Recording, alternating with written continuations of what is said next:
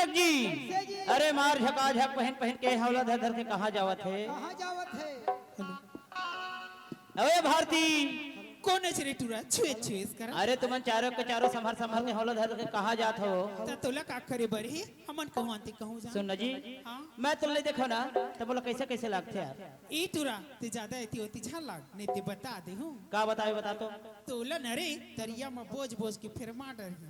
अरे मैं तोला माया करके गोठा था ता? तते घूमने में किटूरी कैसे होर से असन गोठा ता था? का तोला मीठी जावाओ।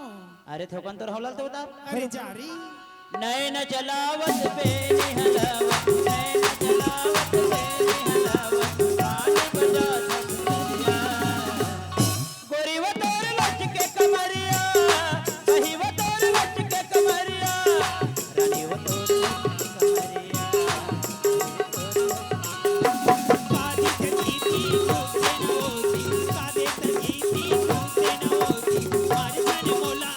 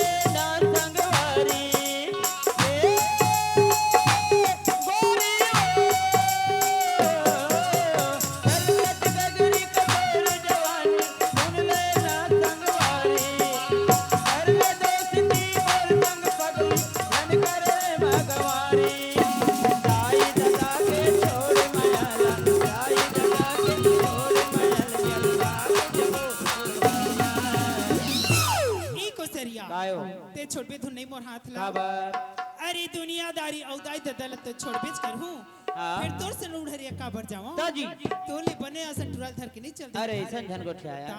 दाई दादा के छोड़ मयाला दाई दादा के छोड़ मयाला चल भाग चलो गोरी वो तोर लच के कमरिया नहीं वो तोर लच के कमरिया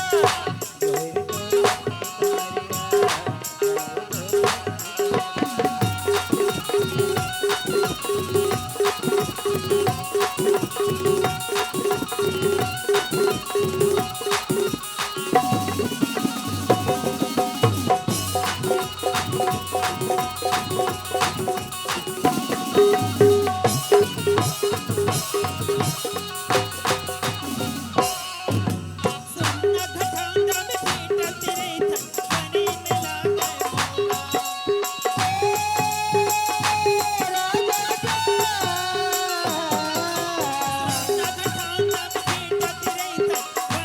लागे मौला सुनना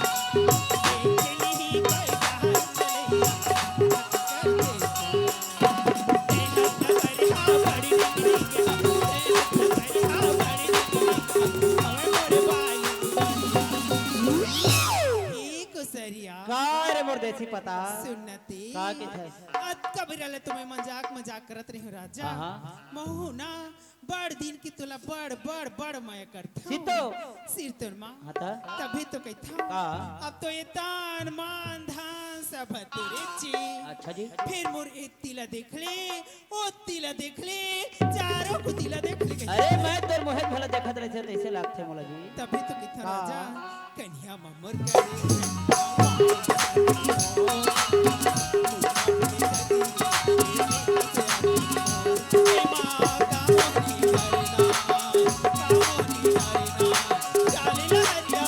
कन्या मतोर करे धन्य यो काम काटे तो मोरबा पुरे के रे ने कसे आकी तो रे मां राजा तू करे वो कामो नी करे दो लाल लहरिया दो कन्या ममर करे धन्य यो काम काटे तो मोरबा पुरे के रे ने कसे आकी तो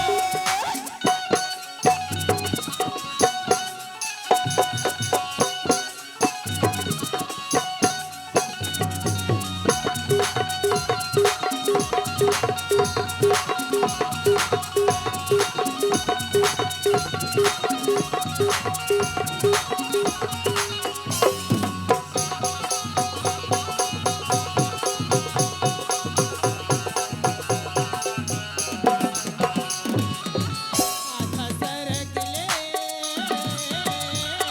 उड़िले भरिया हरे हरे मोरल भरी हीरा हरे हरे मोरल भरी हीरा जवानी की कल्पना जवारा हरे हरे महिर पर हीरा हरे